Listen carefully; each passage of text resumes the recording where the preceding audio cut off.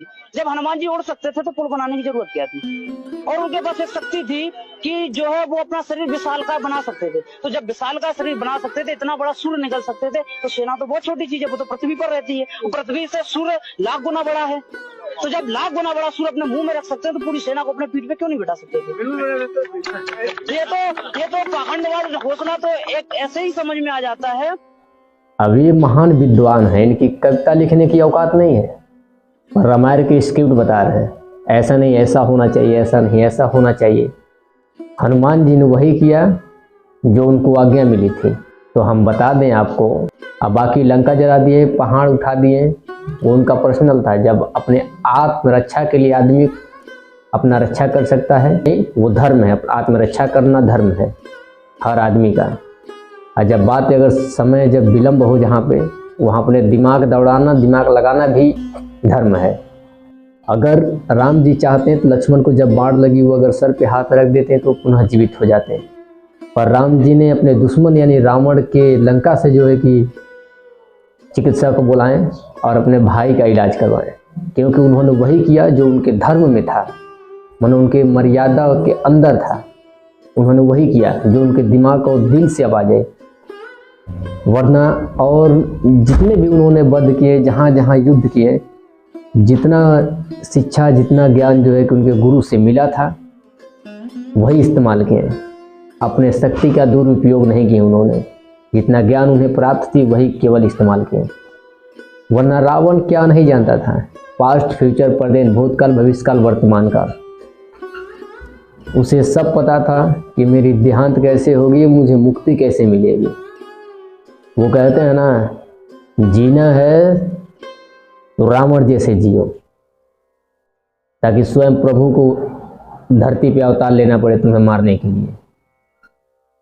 अब बात करते हो तुम लोग स्क्रिप्ट की, ऐसे नहीं ऐसे होना चाहिए।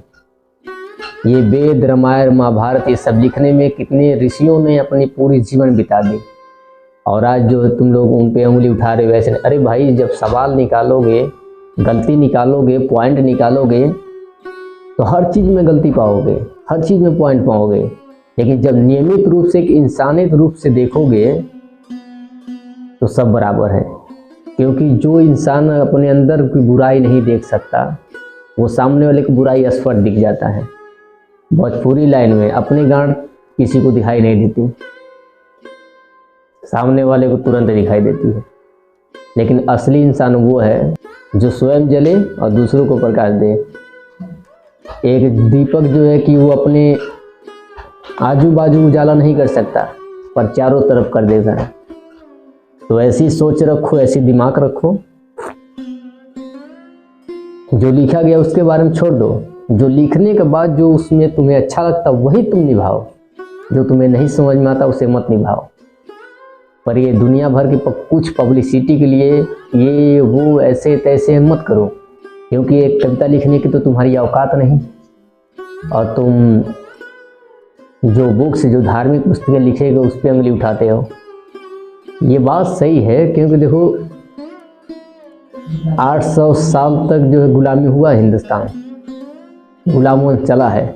उसमें इसकी क्या गारंटी है कि कितने किताबें, जो संपूर्ण किताबें बची हैं या चली गई। आज जो भी डेवलपमेंट है, जो भी साइंस है, वो सब हिंदुस्तान से गया है।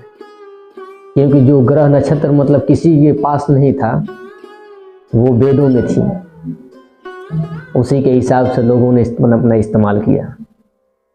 जब हिंदुस्तान की संस्कृति हिंदुस्तान में चल रही थी, जब तक नंबर 1 देश था हिंदुस्तान। वरना वैसे ही बाहर के लोग यहाँ पे व्यापार करने नहीं आए हैं, कुछ था तभी आए हैं। अब वीडियो बहुत ज़्यादा होता है, इतिहास बता रहे हो तो पागल हो जाए बरोबर। ठीक है, खाना पीना खानी, अगले बार मिल जाए।